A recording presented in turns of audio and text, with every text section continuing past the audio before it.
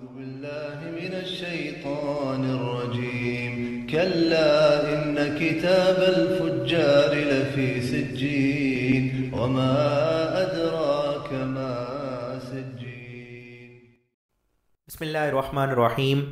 معزز خواتین و حضرات، ایک مسلمان کا ایمان ہے کہ اچھے کاموں کا پرچار کرنا اور برے کام مٹانا اس وقت ضروری ہو جاتا ہے جب نیکی معدوم ہو رہی ہو اور برائی پھیل رہی ہو، بالخصوص ان لوگوں پر جو امر اور نہی کی طاقت رکھتے ہیں. حقیقتاً ایمان باللہ کے بعد دینی ذمہ داریوں میں سب سے بڑی ذمہ داری یہی ہے. اللہ سبحانہ و تعالیٰ نے ان الفاظ مبارکہ میں اس کا ذکر فرمایا ہے: کنتم خیر امۃ اخرجت للناس تأمرون بالمعروف وتنہون عن المنکر وتؤمنون باللہ. تم سب سے بہتر امت ہو جو لوگوں کی اصلاح کے لیے لائے گئے ہو. تم اچھائی کا حکم کرو گے اور برائی کو مٹاؤ گے اور اللہ پر ایمان لاؤ گے.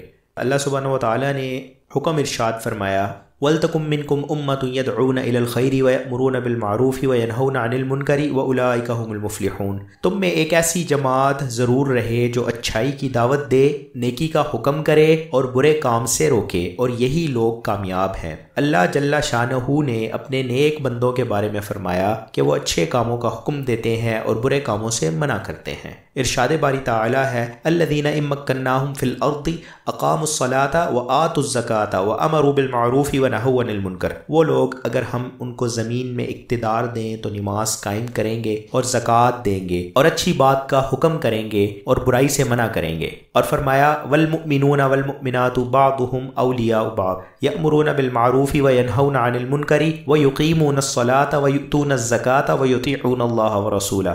مومن مرد اور مومن عورتیں ایک دوسرے کے ساتھ ہیں، اچھائی کا حکم کرتے ہیں اور برائی سے روکتے ہیں، نماز قائم کرتے ہیں، زکوٰۃ کی ادائیگی کرتے ہیں اور اللہ اور اس کے رسول صلی اللہ علیہ وسلم کی اطاعت کرتے ہیں. حضرت لقمان علیہ السلام نے اپنے فرزند کو وصیت فرمائی اور ان کے بارے میں اللہ سبحانہ وتعالیٰ کا ارشاد ہے: یا بنی اقم الصلاۃ وامر بالمعروف وانہا عن المنکر واصبر علی ما اصابک ان ذلک من عزم الامور. اے بیٹے، نماز قائم کرو، اچھائی کا حکم کرو اور برائی سے روکو، اور تمہیں جو تکلیف پہنچے اس پر صبر کرو، یقیناً یہ پختہ باتوں میں سے ہیں.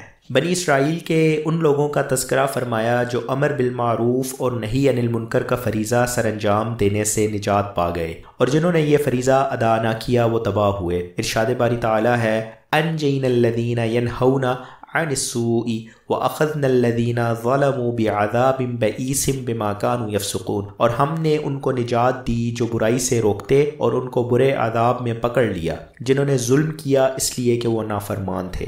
آپ صلی اللہ علیہ وسلم نے بھی یہی حکم دیا. فرماتے ہیں: من رأى منکم منکرا فلیغیرہ بیدہ فإن لم یستطع فبلسانہ وإن لم یستطع فبقلبہ وذلک اضعف الایمان. جو تم میں سے کوئی برائی دیکھے تو اس کو اپنے ہاتھ سے روکے، اگر طاقت نہیں تو زبان سے منع کرے، اور اگر اس کی بھی طاقت نہیں تو دل سے برا جانے، اور یہ ایمان کا کمزور ترین درجہ ہے. ایک اور جگہ حدیث مبارکہ ہے: تم ضرور اچھائی کا حکم کرو گے اور برائی سے روکو گے، ورنہ ہو سکتا ہے اللہ تعالیٰ تم پر اپنی طرف سے عذاب بھیج دے، پھر تم اس کو پکارو گے تو تمہاری دعا قبول نہیں کرے گا. آپ صلی اللہ علیہ وسلم نے اس بارے میں نتائج کی اطلاع دیتے ہوئے فرمایا: جو قوم گناہوں میں مبتلا ہو جائے اور ان میں سے روکنے کی قدرت والے بھی موجود ہوں اور وہ نہ روکیں تو جلد ہی اللہ سبحانہ و تعالیٰ انہیں اپنی طرف سے عذاب میں مبتلا کر دیتے ہیں.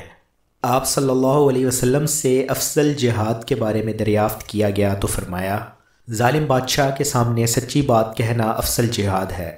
معزز سامعین، جیسا کہ آپ جانتے ہیں کہ تجربہ اور مشاہدہ سے ثابت ہے کہ اگر بیماری کا علاج نہ کیا جائے تو وہ جسم میں پھیل جاتی ہے اور پھر اس کا علاج مشکل ہو جاتا ہے. اسی طرح برائی کو اگر ابتداً ہی نہ ختم کیا جائے اور اسے معاشرے میں پھیلنے دیا جائے اور چھوٹے بڑے اس کے عادی ہو جائیں تو پھر اسے مٹانا اور اس کا ازالہ مشکل ہو جاتا ہے، اور بالآخر اللہ سبحانہ و تعالیٰ کا عذاب نازل ہوتا ہے اور اس میں کوئی تغیر نہیں ہوتا.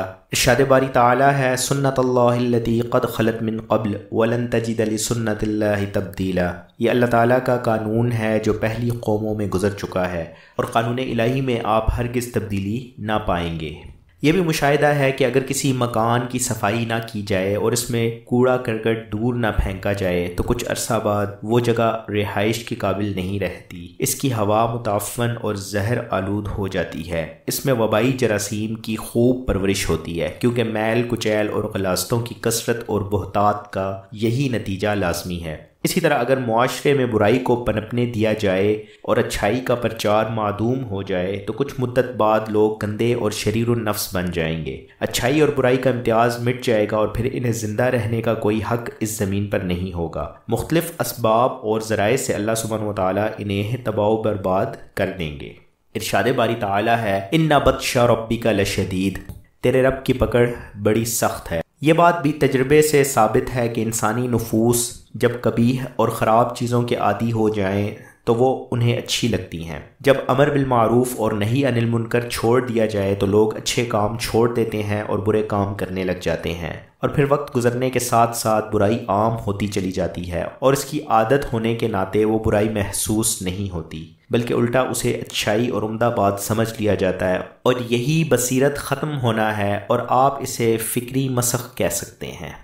اسی بنا پر اللہ سبحانہ و تعالیٰ اور رسول اکرم صلی اللہ علیہ وسلم نے امر بالمعروف اور نہی عن المنکر کو مسلمانوں پر لازم قرار دیا ہے، اور یہ معاشرہ انسان کی پاکیزگی اور درستی کا باعث رہے گا اور اقوام و ملل کے عزت و شرف کا محافظ بھی۔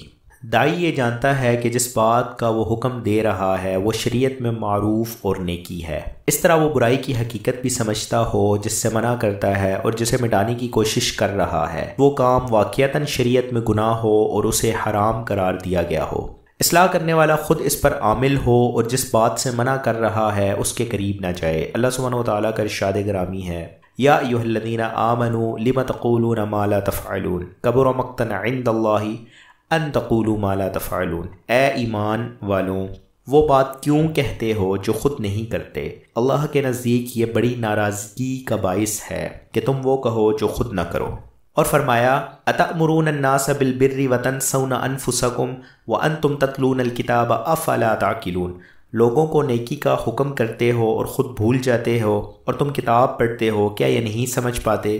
ایک مبلغ کو اچھے اخلاق کا مالک ہونا چاہیے جو نرمی کے ساتھ حکم کرے اور منع کرے۔ اگر امر بالمعروف اور نہی عن المنکر میں برائی اور تکلیف پہنچے تو دل میں محسوس نہ کرے اور نہ ہی غصہ کا اظہار کرے، بلکہ اس کے بارے میں درگزر عفو اور اعراض سے کام لے۔